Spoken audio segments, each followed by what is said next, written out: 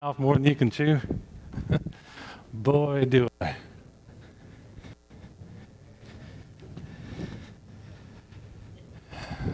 I knew going in it was going to be difficult trying to condense the Greeks into one lesson. But the more I looked at it, the more I understood that there's about 40 years worth of material here rather than 40 minutes. But we'll try and get through it as best we can. Jeremy has ordered the books, but they are print to order, so they have not yet arrived, I'm afraid. Hopefully they will be here in time for next week. So we're just going to have to trust that what I'm saying comes from this book until then. Okay, so this week we're talking about the rise of the Greeks. Now, does anybody know how the Greek government was divided in its middle, early stages? Was it divided by counties? Does anybody remember their Greek history and tell me how? City-states, that is correct. So we're going to begin with the Greeks in city-states, but then we're going to quickly move into them being a united force and how amazing that was for the time. But first, I think we need to understand something about how we have studied history in our schools. Typically, we study by region and then by time. We'll have American history.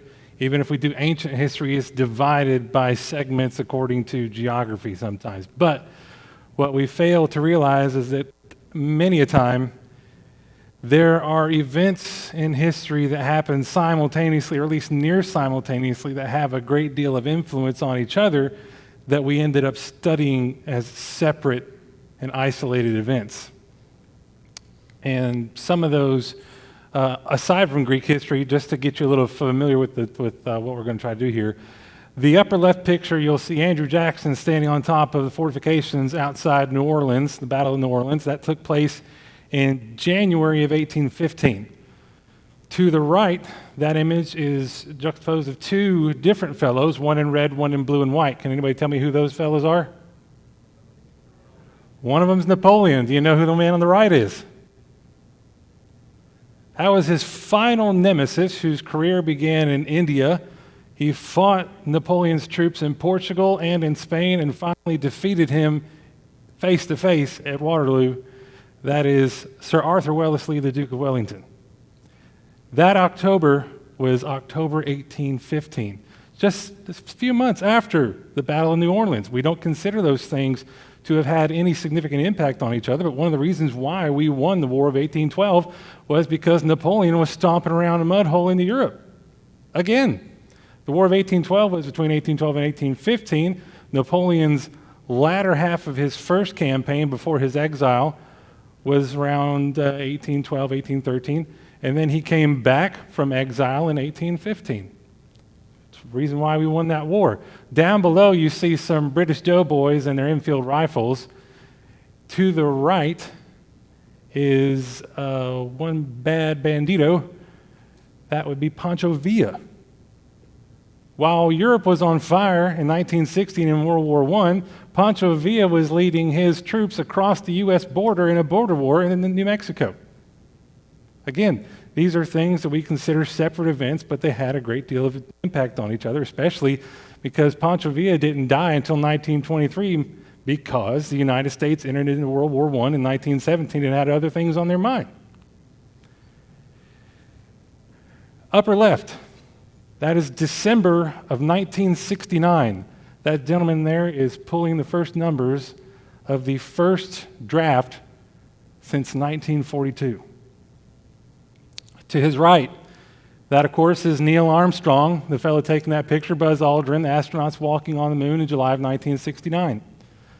The bottom left is a little personal, so forgive me for including it, but that man right there is Martin Fleischmann, who is my paternal grandmother's brother, killed in Vietnam in 1967. Does anybody recognize the three fellows in the middle? How about the names Jim Lovell, Jack Swigert? That's right, that's the Apollo 13 crew. Fred Hayes is the guy on the right. The Apollo 13 disaster, April 1970. And of course, on the right, in September 1969, the Beatles call it quits. All these things happened within 3 years of each other. But we study them as separate events. So, how does this relate to what we know about the rise of the Greeks?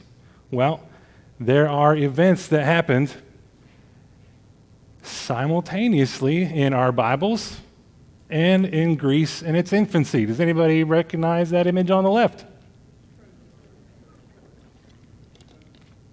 That is the Trojan horse. The Trojan War took place in western Turkey. The Greeks who fought that war were known as the Mycenaeans. On the right is a judge by the name of Deborah. So whilst Deborah was judge in Israel, the Trojan War was happening, and the Mycenaeans were victorious over the Trojans. However, that didn't last very long. That picture in the upper left is the ruins of the Mycenaean culture. That was in the next century. They were in decline. So Greece is in a bit of a dark period here. A group called the Dorians moved in, but they didn't keep any writing of their history, so we don't know much about them. But while that was happening, Samuel was judge and anointed first Saul. David kills Goliath and then is anointed king himself. All this while Greece is in a bit of a dark period.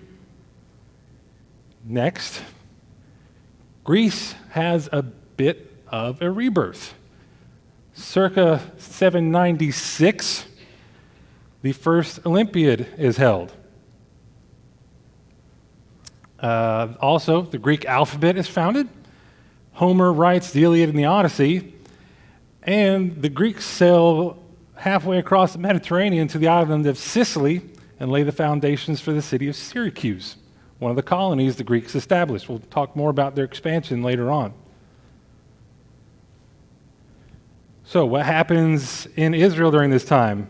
Well, Jonah goes to Nineveh, Isaiah is prophet, and the Assyrians destroy Israel, whilst the Greeks were having their Olympics.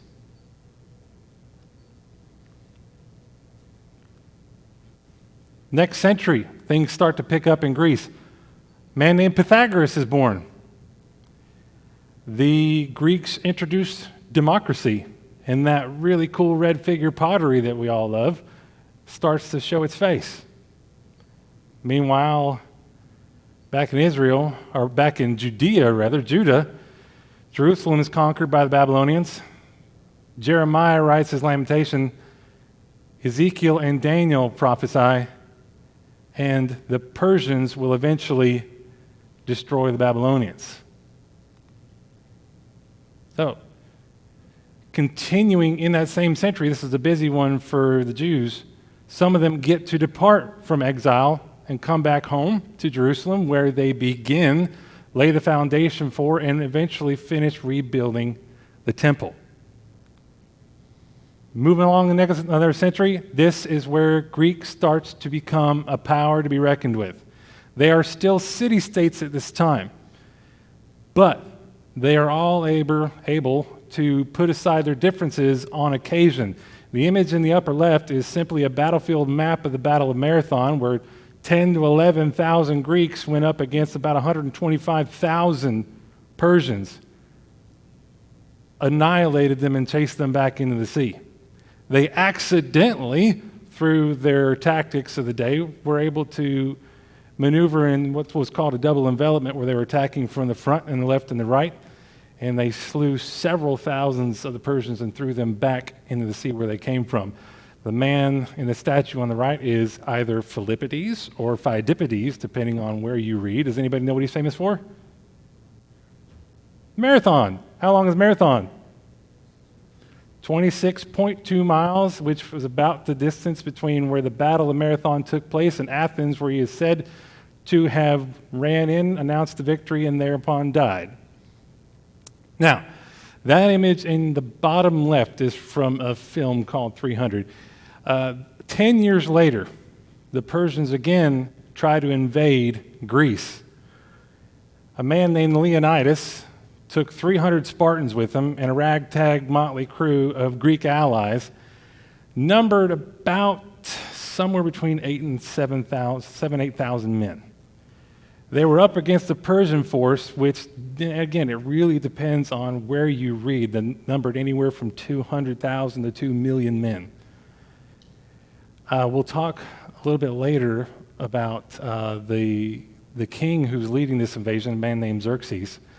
But the Greeks fight for 3 days at this pass called Thermopylae, where they inflict 20,000 casualties upon the Persians in a last stand by Leonidas and his 300 Spartans, and about 2,000 of the Greeks who remained on the battlefield. The rest of them went back to Greece to try to rally the rest of their men, which, that image on the right, then the bottom, is the Battle of Plataea, where the Greeks did rally about 100,000 of their fellow Greeks, all city-states, all coming together of their own volition to fight a battle, and they destroyed the Persian army.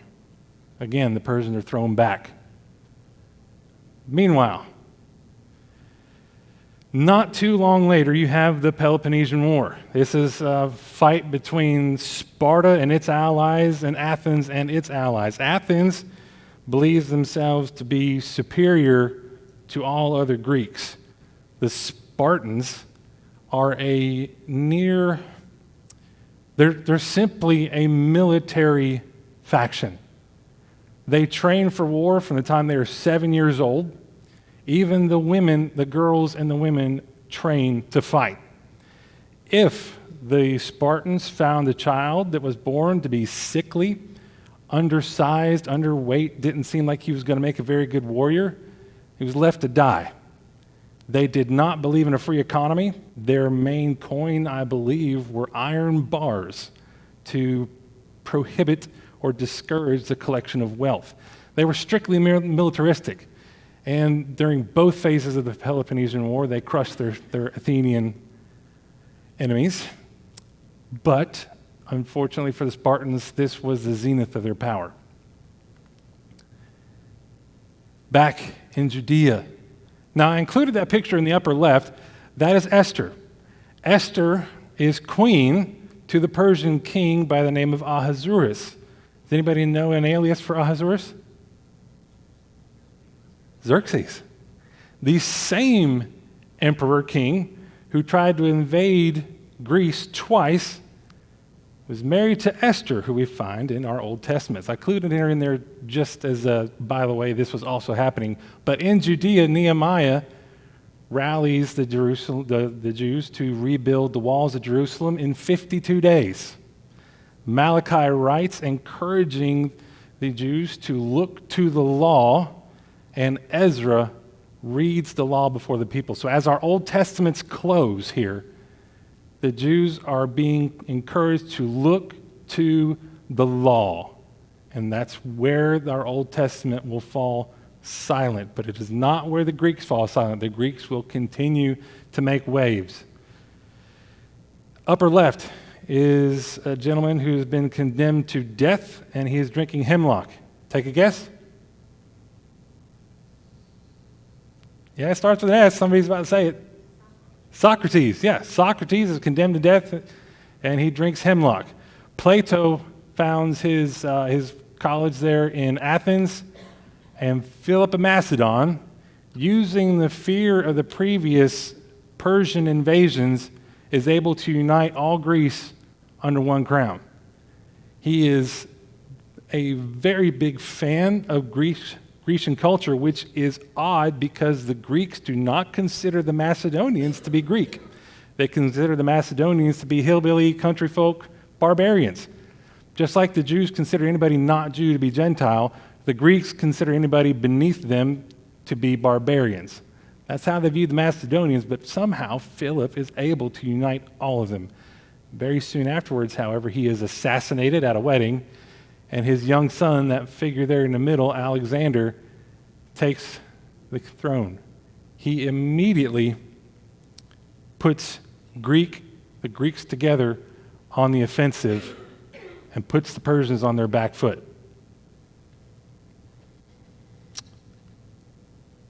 That is a map about half of Alexander's conquest. I stopped it here for a reason, but as you can see, he marches across the Grecian peninsula into modern-day Turkey. He goes to Gordian. Does anybody know what he did there in Gordian? That is where he unraveled the Gordian knot. The myth behind the Gordian knot was that the person who unraveled that knot would rule the world. Alexander cuts it in half. Easy enough. He goes on to chase Darius all across Turkey, and where I've got that yellow circle there is called the Battle of Issus, where he routs Darius once again. And that battle there opened up the way to Palestine. Now is when we begin to see how the Greeks are going to pay a heavy influence on the Jews. Alexander marches south and he besieges Tyre for about 7 months. He also, at that time, sends word to Jerusalem and to Samaria asking for troops. The Samaritans gladly hop on board. They send troops out to Alexander. The Jews, fearful of Darius, politely refuse. This enrages Alexander, gives him enough cause to make war upon them. But he doesn't lay siege to Jerusalem. Why might that be? Why would Alexander not lay siege to Jerusalem after such an insult? It's a very key, very prominent city. It has to be taken or brought under his control by any means, but he does not destroy it. Well, here is where we start to see the Jews come into our story.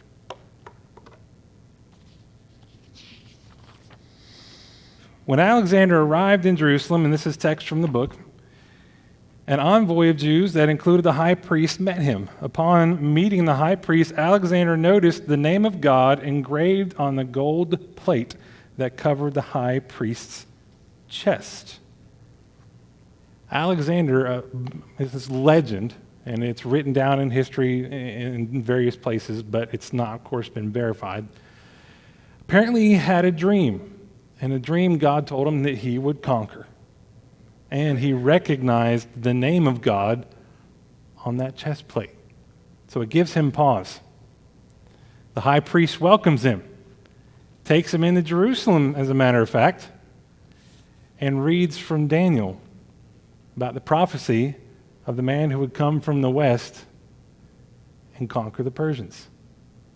Alexander is grateful. How grateful is he? Well, the Samaritans who had sent troops to Alexander, of course, hate the Jews. They came with Alexander hoping for a part of the spoil. He doesn't let them have it. It says, the high priest accompanied Alexander to Jerusalem, where he offered a sacrifice and explained Daniel's prophecy concerning Alexander's conquest of Persia. The high priest's exposition of the prophecy led Alexander to favor the Jews to an extent that he asked what they would require of him. The high priest's request was that the Jews retain the traditions and religion of their fathers and pay no tribute on the 7th year. Alexander granted their request. So Alexander is so impressed, first of all, by the dream that he has before he sets out on campaign, by meeting the high priest and recognizing that name of God emblazoned on that gold plate, about the high priest's treatment, how he welcomed them in, offered sacrifice, and then read from Daniel. He's very impressed. He lets them be. But we know that Alexander goes on for several more years to conquer, all the way out and into India, but there dies. His empire is divided. So, when Alexander took control of Jerusalem, the Jews were able to maintain their customs and their traditions, but only for a short while were they under Alexander's rule. What would happen when he unexpectedly died and his empire was divided among his generals? Well, we're going to find out. First, we need to talk about what Hellenism did to the lands it conquered. There are 10 things, and this is going to help us understand especially what happens when Alexander isn't in control anymore and his influence is left behind. I'm sorry, my mouth gets terribly dry when I talk up here. We're going to see what happens when Alexander's influence fades and the Greek culture is left to have their way with Jews. So, 10 things. Number 1, the movement of the Greeks abroad. And this comes from that book. It's by Everett Ferguson, Backgrounds of Early Christianity. This is what our author of our textbook recommended I pick up to try to get some more information here. It lists these 10 things. It says the movement of the Greeks abroad. Greek colonies, like the one in Syracuse, have been planted all around the Mediterranean world since the 8th century BC. As Greece had a surplus population, but the number of Greeks abroad now significantly increased, and they were in positions of influence. So wherever the Greeks conquered, there the Greeks went, and there they remained, and there their influence was. Number 2, it accelerated the speed of conquest by Greek culture. Wherever they went, their influence carried with them, and the Greek culture took root and eventually took over. So their acceleration by conquest, their culture, it's you could say for the Jews it would have been like a disease. Number 3, the emergence of a one-world economy. One of the things that Alexander did was he established a single currency, silver coins, based on what had been a standard from Athens. Matter of fact, when he conquered the Persians, he didn't hoard the treasury to himself. He minted those coins out of the silver, and then he paid all of his troops, and that's what it did was it made a boom to local economies because his troops who stayed in the area would have been spending that coin in the area, wasn't hoarded up in a treasure somewhere. Number 4, the further spread of Greek language. Herodotus in the 5th century already assumed everyone could understand Greek if it was spoken loudly and sternly enough. The form of Greek that emerges called koine and is based on Attic dialect, would have been in and around Athens. In the 3rd century, Berosus, a Babylonian priest, and Manetho, an Egyptian priest, wrote histories of their respective countries in Greek. So here we have, in the 3rd century, which isn't too long after Alexander's death, priests in Egypt are writing, and in what was left of Babylon, they're writing their histories in Greek. The language took root and took over. And number 5, it was a body of ideas. And this could have been speaking of anything from science, mathematics, philosophy at large. A lot of the population where they conquered took hold of these new Greek ideas. They liked what they heard, including in Jerusalem. Number 6, a higher level of education. The Greeks were a very educated people. Wherever they went, they took that with them and educated the populace. Reading, literacy greatly advanced. It's amazing how many of the apostles and disciples were able to contribute to writings of our New Testament, whereas a few centuries earlier, the same folks would have been illiterate. The Greeks brought education with them. Number 7, the spread of Greek deities. Again, wherever they went, they took their deities with them. Now, Alexander had a different philosophy in that he appreciated foreign religions. What he would do, however, was introduce Greek deities alongside them. Slightly different than Rome, but similar. But when Alexander left, and we're going to talk about later on, when his general Seleucus and his empire eventually ruled Palestine, it was not a very happy time for the Jews and their temple. Number 8, the emergence of philosophy as a way of life. Now, we're going to have to pause in the book here for a minute because there are many Greek philosophies which we can discuss, a lot of which will seem, may even ring a bell and seem familiar to you. Let's see, we're going to start with Pythagoreanism. That would be Pythagoras of the Pythagorean theorem. It was based on science and mathematics. You had sophism, which the teachers used tools of philosophy to try to teach excellence and virtue. You had cynicism, and these people believed that one should live a life of virtue and in agreement with nature. Does that sound familiar today? Being in agreement with nature. You had Cyrenaicism, which was pleasure based on the supreme good, especially immediate gratification. So, pleasure, that's the supreme good, especially immediate gratification. Does that sound familiar today? You wonder where they get it. Platonism held that the highest form was the form of the good, the source of being, which could be known by reason. In essence, that would take the philosopher to a philosopher king, and it's very similar to the Buddhist Enlightenment. It's a gaining of knowledge and becoming that philosopher king who everybody goes to ask questions of. I can't really pronounce this one. Let me give it a try. Peripateticism. It's the goal of life is happiness, which originated from virtuous actions. That would be one Aristotle's point of view. Pyrrhonism. That would be Mr. Pyrrho. The goal was to be mentally unperturbed. Well, that's not a bad thing. I think I knew somebody whose goal was to be mentally unperturbed. That would sound like your Uncle John. Epicureanism, which was the universe is ruled by chance. The absence of pain is the greatest pleasure, and advocated for a simple life. Again, some of these are sounding very familiar to some of what we hear today, even in our own culture. Stoicism, this is where they all begin, by the way, all this philosophy from the Greeks. Stoicism, the goal of life was to be in accordance with nature. That sounds familiar, another one we just read about. But it advocated for self-control as a means of overcoming destructive emotions. That was adopted by one Marcus Aurelius. If you've seen the movie Gladiator, you're familiar with that Roman emperor.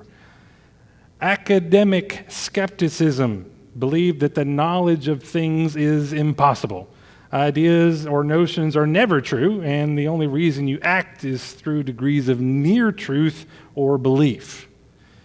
Eclecticism. Well, this one just cherry-picked from different existing philosophies on all the best things that seemed to be reasonable, and that would have been adopted by one Cicero. If you're familiar with the days of Julius Caesar, the name Cicero will also be familiar to you.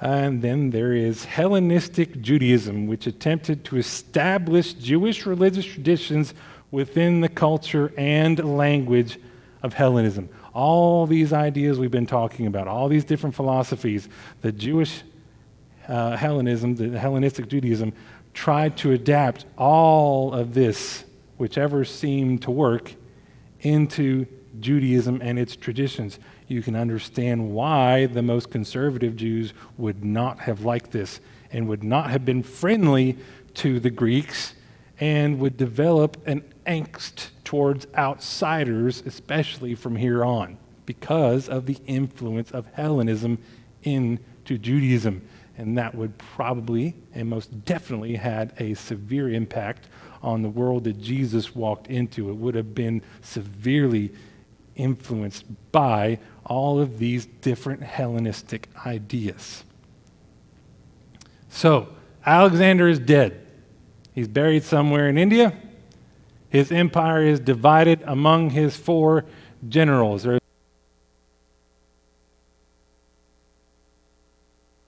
Lucas. Now, Cassander and Lysimachus, they're up there in Greece proper. But Seleucus is that mint green area, that large area that goes from mid-Turkey all the way out to India. And then there is his rival, Ptolemy, which is midway in Palestine down through Egypt. These two will be severe rivals. They will battle back and forth for control. This is the Ptolemaic Empire. What you see rounded there, it kind of looks like a bird in flight, like a goose. You see, it does not include Crete, but it does include Rhodes, which is there south of western Turkey, and all of North Africa from about Cyrene over to Egypt.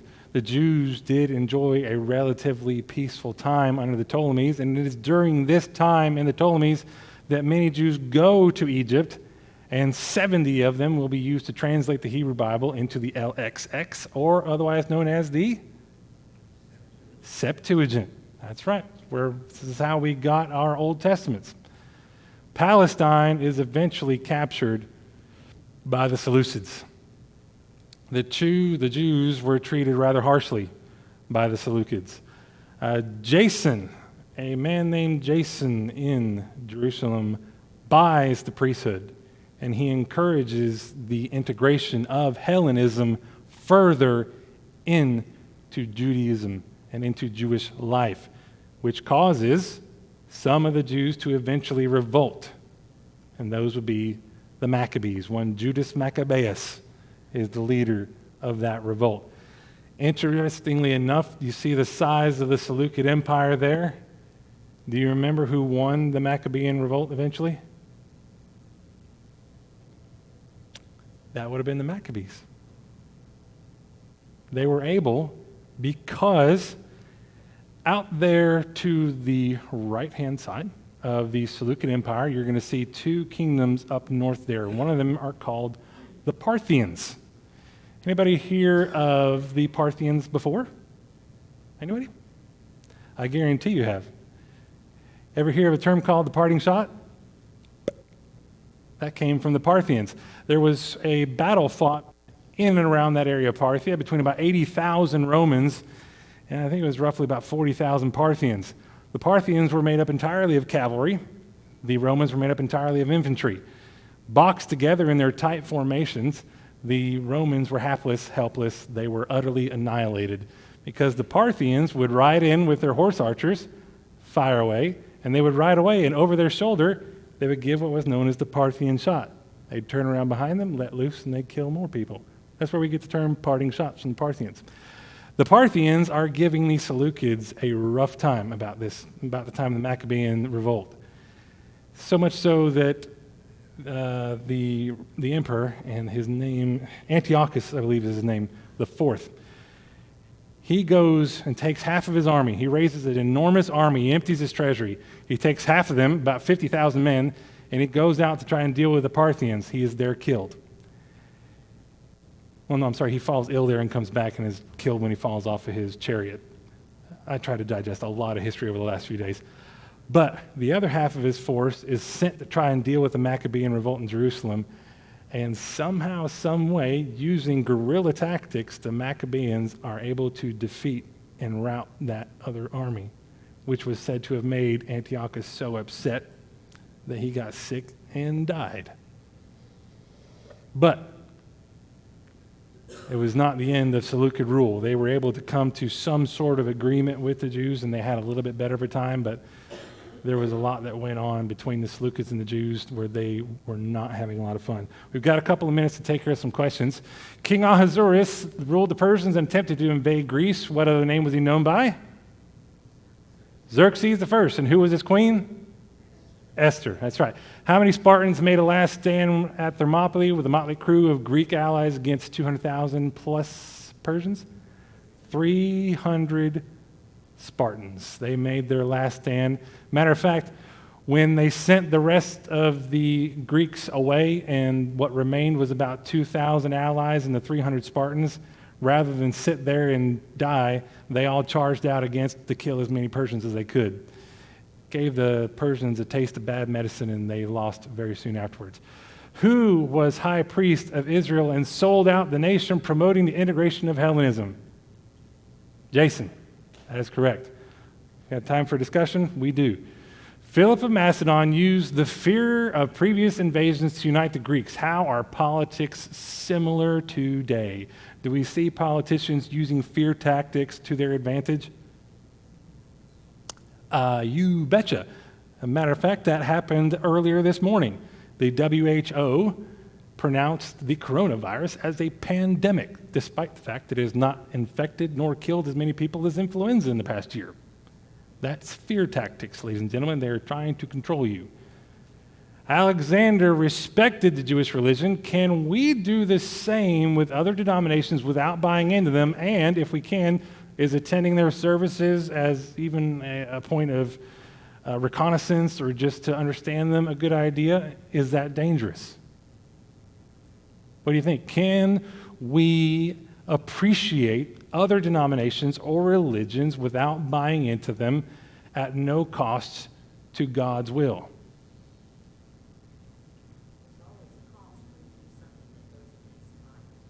There absolutely is a cost when you go against God's will. That's right.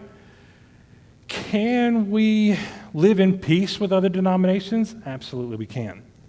Do we need to maybe draw a line so that our friends who are part of those denominations understand where we stand and that where we stand is God's will? I think we do. I think we need to make folks understand that even if they're part of a different denomination or religion, that we can be friends. We don't need to be enemies. But you have to understand that this is where I understand, and where I understand is with God. Yes, sir. Well, and one of the things that I see kids at school is that they want to be appreciative of other religions. No matter where they go to church, they want to appreciate it, but it leads to doubt every single time because there are no hard lines.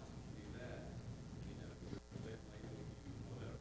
Right. There are no hard lines because at the end of the day, isn't that acceptance more akin to a desire to be accepted themselves? They don't want to be the guy who says, I can't hang out with you because you're not LJ Church Christ. So they want to accept the friendship with their other comrades, and then that leads to doubt in themselves because things like homosexuality are thrust upon our youth as things that must be accepted or there would be consequences. Gary.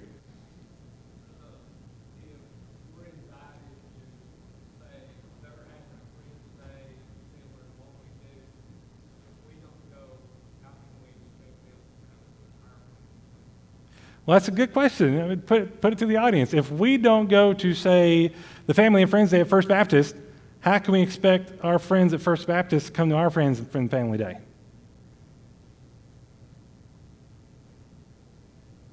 It's an interesting question. Now, if you ask me personally, would I go to Friends and Family Day at First Baptist? I would probably say no. Would I invite friends from First Baptist to come to my Friends and Family Day? I absolutely would. If they ask me, well, why didn't you come to mine? We can have a discussion about that. It may take a long time, but I'd love to explain to you just why. Eric. When you first started talking about respecting other religions, we talk about the sin of Achan. How could he have taken those household idols into his tent without first being curious and wondering what powers they must have had and what we would call them barbarians, but what was it that they saw in those household idols? He had to have been curious about it first and wanting to check it out. Even if the only reason he took those was for their intrinsic value, they would have had influence on Israel. Look at Solomon. Jeremy just preached to us about Solomon this Sunday. 700 wives and 300 concubines. But how could they not have had an influence? He was trying to please 700 wives. It's hard enough to please one. But he's trying to appease 700 wives of different religions. How would that not have an influence on him? So I think when we do appreciate other denominations, religions, we do have to make it clear that there is a line in the sand that we are not crossing. And people, I think, will appreciate that. They will want to know why we cannot be moved.